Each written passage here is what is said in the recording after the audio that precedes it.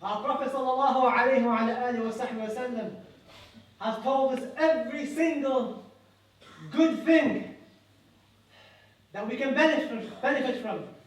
Every good thing the Prophet has told us about and how to make the most of it. And our Prophet sallallahu alayhi wa sallam, who is rahmatan lil alameen and mercy to the world, has also warned us of every single conceivable evil thing. He has warned us and has told us how to protect ourselves from every single evil thing. So he has told us about hellfire, and he has told us about the dunya, and he has told us about alcohol, and he has told us about fornicating, and he has told us about all these haram things, backbiting, lying, cheating. The Prophet has told us all about these things, sallallahu alayhi wa sallam. But the Prophet sallallahu alayhi wa sallam made particular focus amongst the Sahaba on one particular thing. As the hadith I mentioned, in the hadith narrated by Imam Muslim, the Prophet has said, ما بين خلق آدم وقيام الساعة أمر أكبر من الدجال.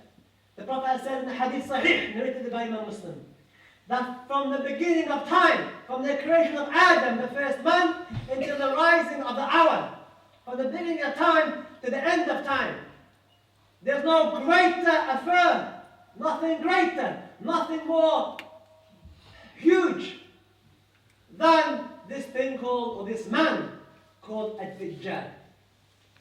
This is a big statement for our Prophet sallallahu alayhi wa sallam. Nothing more greater.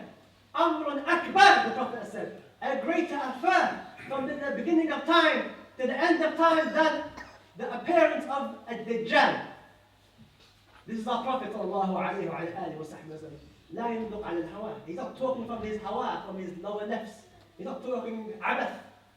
Every word the Prophet is saying is true. You have to wake up and understand when the Prophet has said, no greater thing from the beginning of time to the end of time. No greater affair than this thing called this man, Dajjal. The Prophet did not mention anything about Palestine or Syria or the Crusades or the Mongols. And these are great things. But the Prophet said, Akbar, something greater than this. Something greater than what's happening in the lands of Palestine. Greater than what's happening in Syria. And these things are great. I'm not belittling what's happening to our brothers and sisters. However, when the Prophet said, Amrun Akbar, greater than this, the Prophet has said, Ad-Dajjal. And the Prophet sallallahu alayhi wa sallam, in a hadith related by Imam Muslim, has said, Imam al-Tirmidhi, in his Sahih, Ad-Dajjal. فَشَرُّ غَائِبًا يُنْتَظَرُ. The Dajjal is the most evil of things that has not come yet. Out of all the things that have not come, that are in the ghaib, the unseen, that have not yet come yet, openly is the Dajjal. Now some of you I know don't know what the Dajjal is, and this is why we chose today, because we know Good Friday, as they call it here, many of you are off work, and more importantly, your children are not in school or in college, so they're going to hear, today they're going to listen to this khutbah, and this khutbah is very important, and I want you to bring them next week, because next week we're going to talk more about this subject that the Prophet sallallahu alayhi wa sallam warned the Sahaba about. In the hadith, narrated by Imam Muslim, and Nawas, he says that the Prophet sallallahu alayhi wa sallam made a khutbah. He spoke, and he raised his voice, and lowered his voice. And the ulama are in different opinion what he means. فَرَفِعَ وَخَفِضَ. What does he mean? رَفِعَ وَخَفِضَ. Some ulama say he raised his voice, رَفِعَ صَوْتُهُ وَخَفِضَ صَوْتُهُ. He raised his voice and lowered his voice. Raised his voice and lowered his voice. And one explanation that he talked intensely about this thing. Either way, the Prophet sallallahu alayhi wa sallam put a lot of emphasis into this thing, and in this khutbah he talked about a Dajjal. And some people like to call this the Antichrist. And it's not fairy tales. We're not talking about fairy tales or fantasy or movies. We're not talking about things that people are going to happen. These things, wallahi, these things are going to happen. If you live long enough, if your children live long enough, we may see what the Prophet warned about. Sallallahu alayhi wa sallam. And the Sahaba became so scared from this talk, that they went to the Prophet. They said that we feared, because the Prophet was talking so much about a Dajjal, that we feared that he was close, because the Prophet is talking so much about it. So much emphasis, so much power in his talk, that we feared that he must be close. Why is the Prophet talking so much about this? Why is the Prophet giving us so much emphasis? They became so scared. This is a Sahaba. He's not talking about women. These are Sahaba, people who jihad was an everyday occurrence. Fighting and going in jihad was something very normal for them. They were men, بمعنى الكلمة. But for them to be so scared, they went to the Prophet sallallahu alaihi wasallam. You and I should be scared. If the Sahaba, who are not afraid of dying, not afraid of a bit of blood, were scared from this, they went to the Prophet sallallahu alaihi wasallam. And the Prophet, he said, when he saw them on their faces, the Prophet realized that they were scared. And the Prophet said, what's wrong?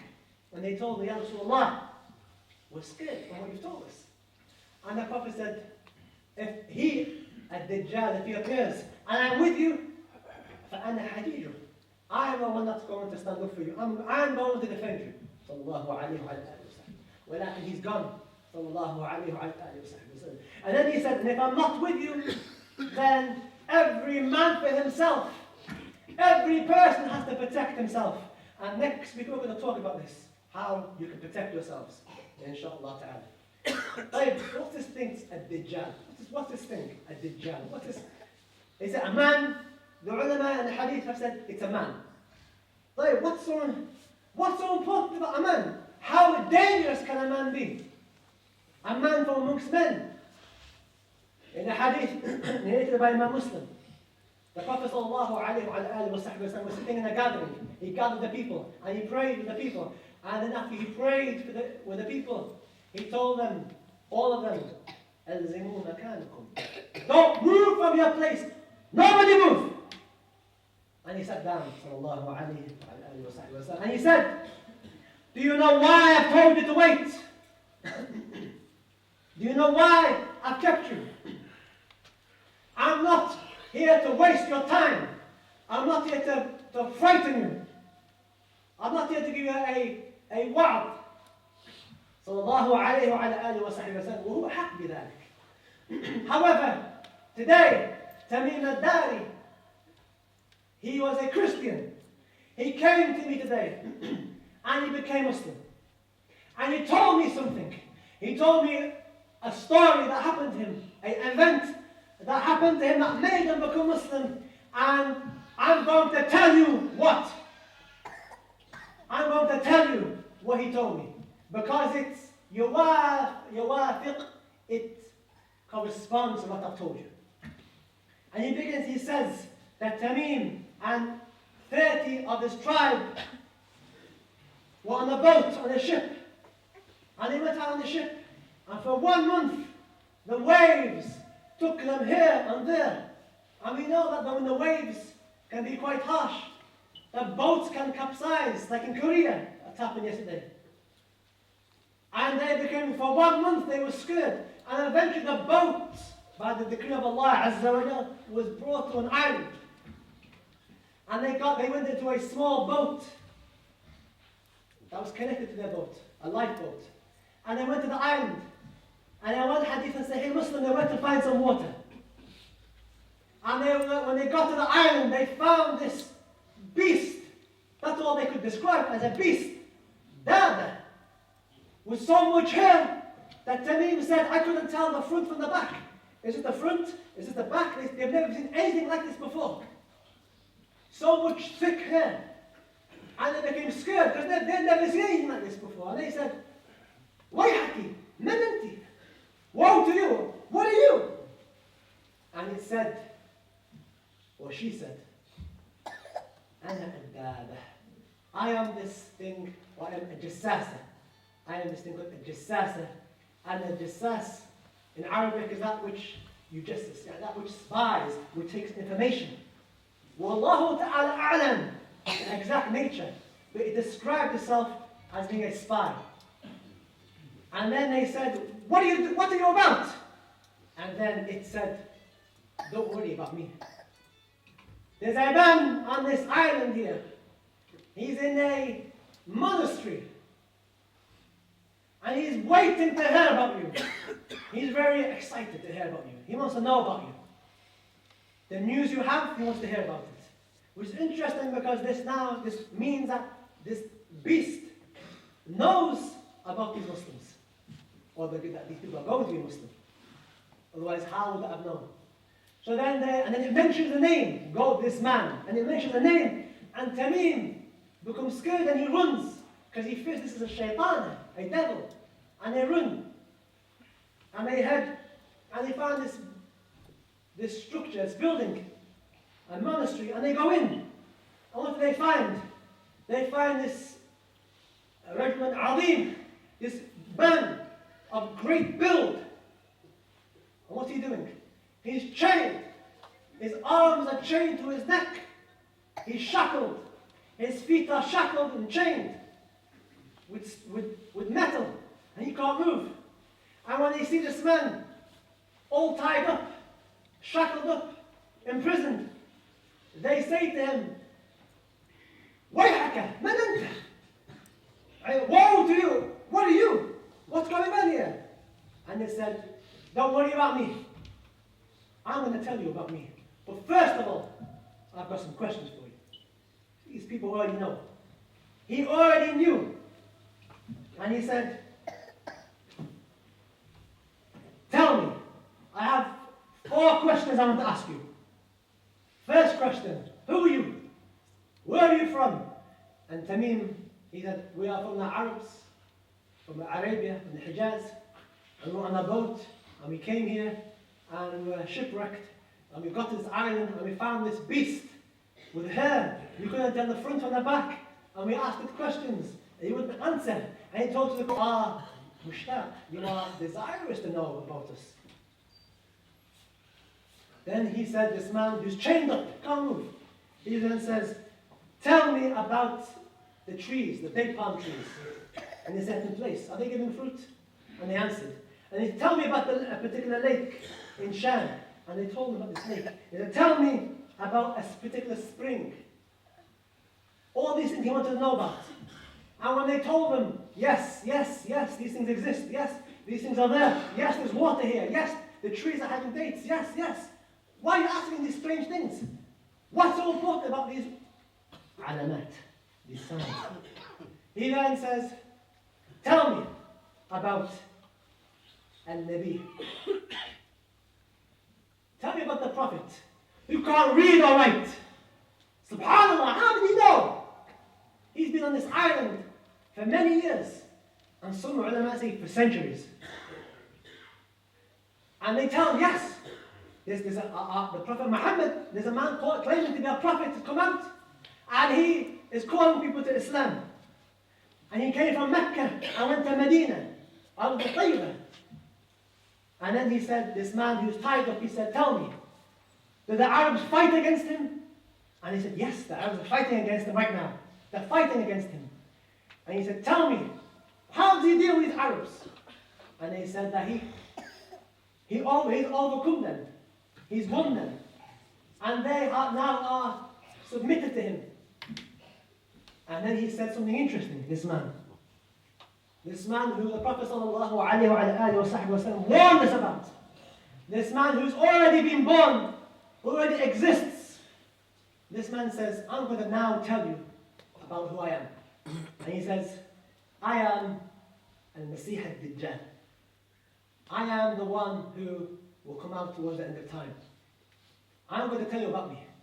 He said, these questions I've asked are signs. And these signs now mean that my time to come out from this island, my time for these shackles, these chains to be removed, has come. And when this prophet passes away, I'm going to come out. And I'm going to travel. And I'm going to cause a lot of trouble. And I'm going to cause a lot of people to leave their religion. And I'm going to cause so much problems in the world.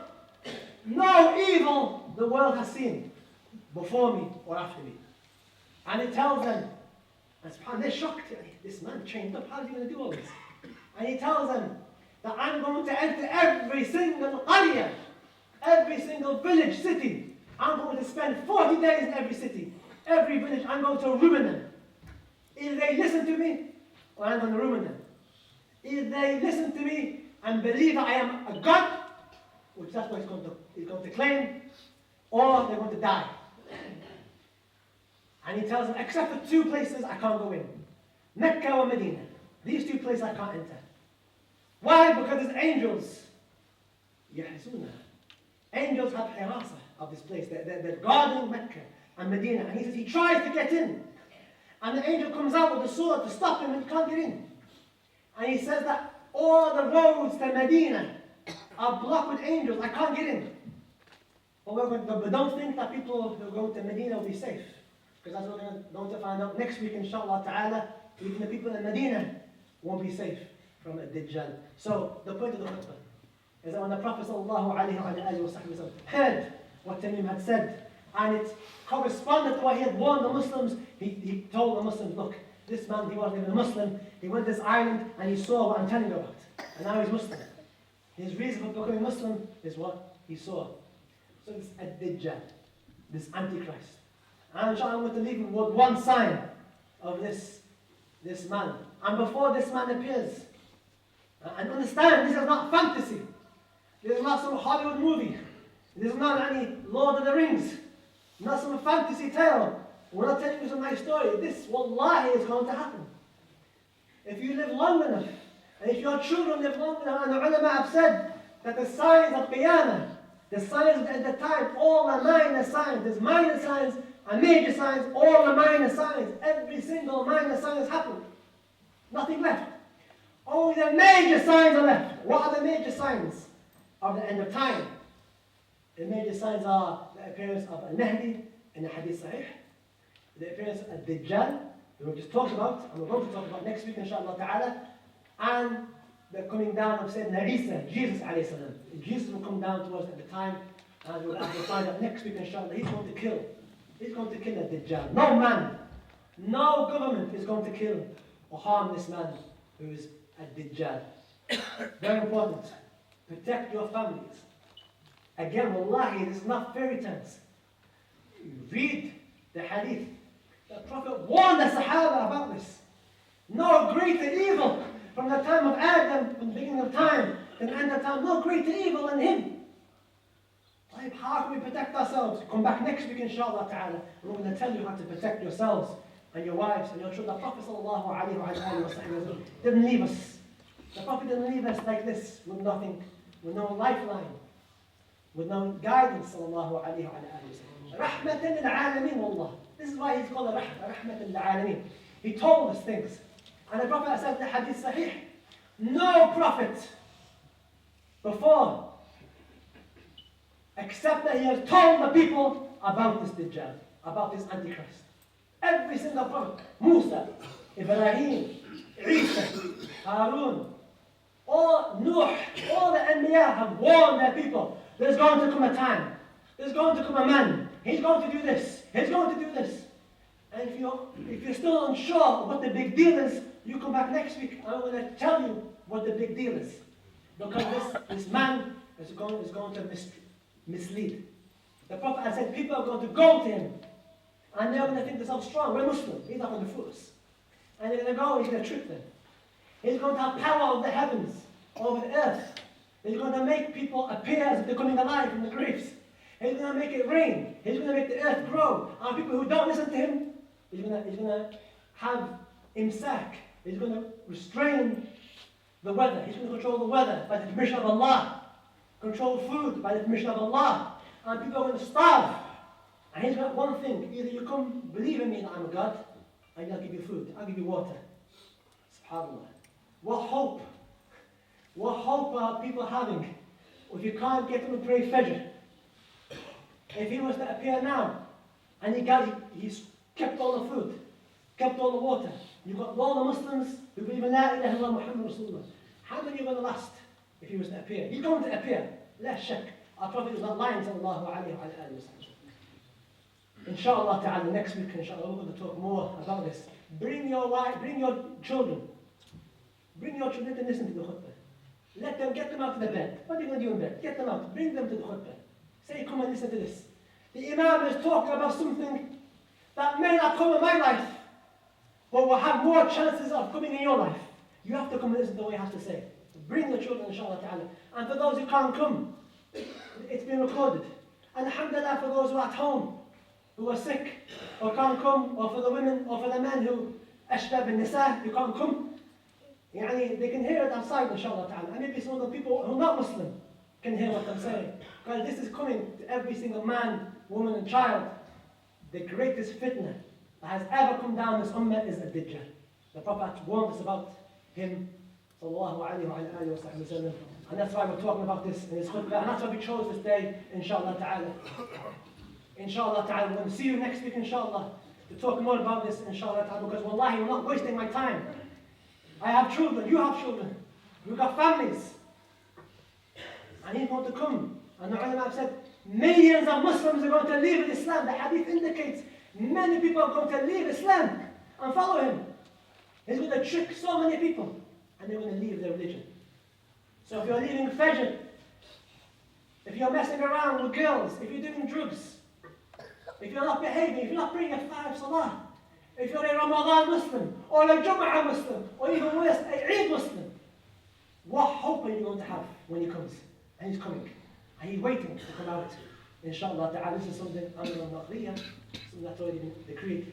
Inshallah, next week we'll talk more about this, inshallah ta'ala.